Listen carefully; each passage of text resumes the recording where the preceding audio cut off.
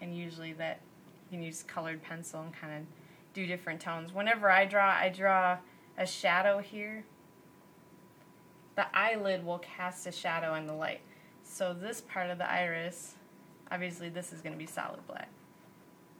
But this part of the iris you can do like a darker color, so you can do like a darker blue and then kind of shade it and do like a lighter blue down at the bottom. But what you want to leave room for is your glint, because they're always going to have a glint from either the sun or your light source or the camera.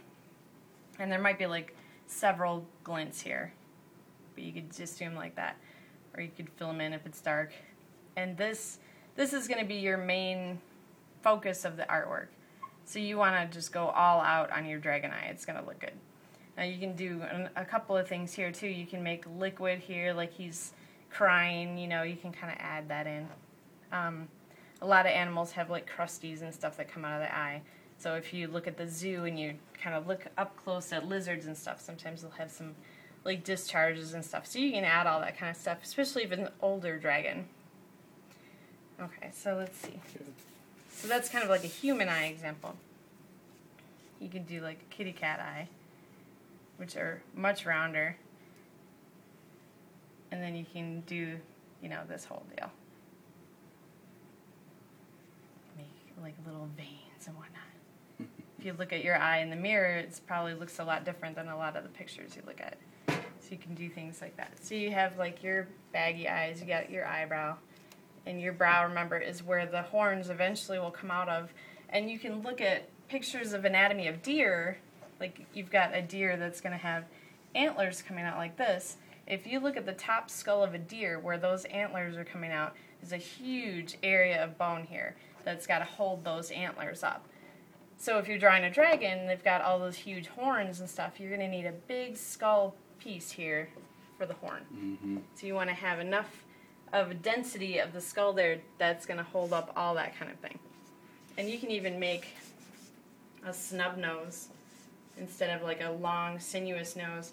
If you look at iguanas have very short noses, big nostrils right in the front, not necessarily back in the back. Like Tyrannosaurus Rex has a nostril back here. You can do things like that. It's like you can do whatever you want. You can even make it the horse nose, which is that kind of thing. Because if you think about that, dragon's going to need a lot of oxygen for the big body to inhale all that. So you don't really want to go with like a little lizard nose because that doesn't really make sense. You don't want to do something little. You pretty much want to do something large because they're going to need all that oxygen coming in so they can breathe fire. You do kind of an old dragon. And you can do all kinds of like points coming down. Or you can do more little membranes like the bat wing stuff coming down, like a sea dragon. When you're drawing scales, there's a lot of different things you can do. This is one of my favorite kind of styles, is doing like kind of fish scales. You can do kind of like glints of the light and stuff like that in there. Of course, you can do, if you pay attention to iguanas, they have big, like that, like dinosaur kind of scales. Or even turtles have this, where they've got bigger scales around the mouth because the mouth has to be protected. It's obviously eating stuff that's going to scratch it, so you're going to have big scales there. But then around here, in this area of the nasal passages, you can have lots of little scales. Pointed scales, little U's. These are a lot easier to draw. You can do more scales up here. And you can even go into finer circles, especially when you go into the area around where the horn is coming out. Obviously these scales, you know, should be a little bit smaller. And another thing too is they're going to have little kind of texture around the eyes and the eyelids.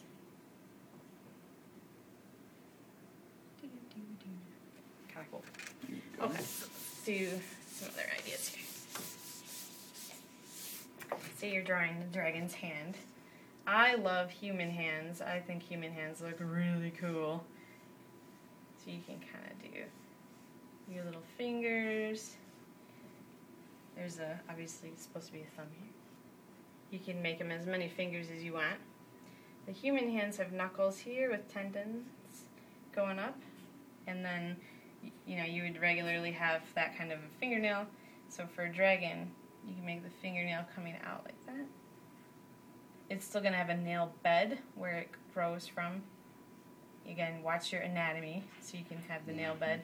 Might be a membrane here, texture, whatever, and little nail lines like that. You can color it here.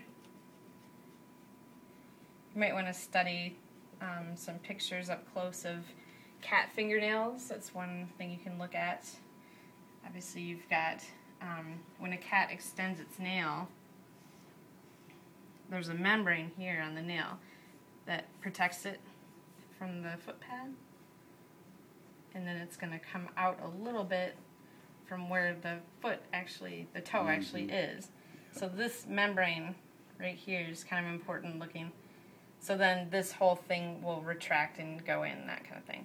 So I always kind of pay attention to that, because on my cat, he's got black feet and his nails and membrane are white, so it looks really cool. So that's kind of neat. So you can have that little kind of nail bed thing. So you can even make them a little bit more curved.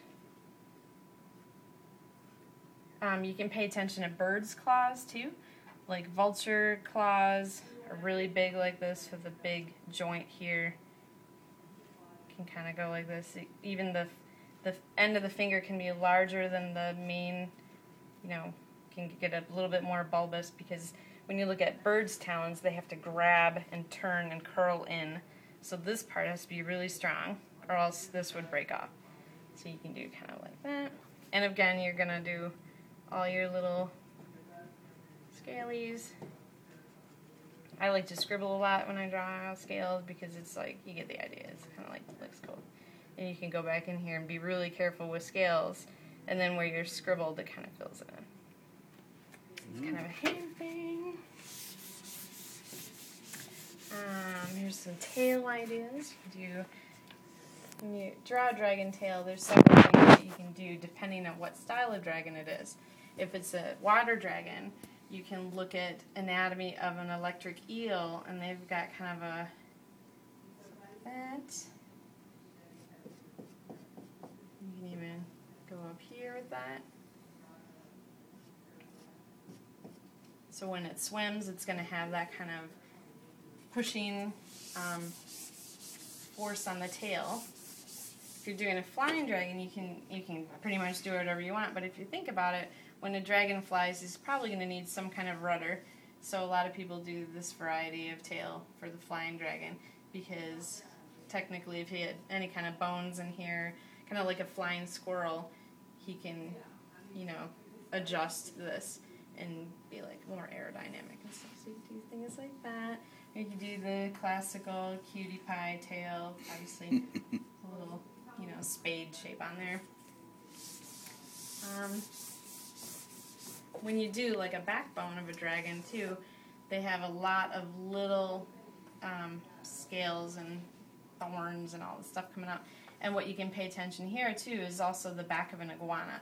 Iguanas have a lot of these, and they really look like dragons. So it has a little bit, kind of like we were talking about the gum line on the front. It's got kind of a piece of flesh that comes up a little bit to make this bud to have the scales, the pointy scales coming up. So you can kind of go back and do, all this kind of stuff.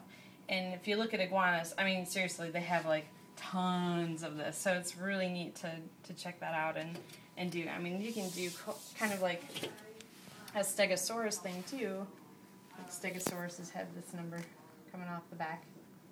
And you can do all that, but you can make them smaller, so you can do like little ones, that kind of thing. Yeah. Excellent. Kind of backbone stuff. So really, I learned to draw by using Ed Emberley's books and studying anatomy. So you can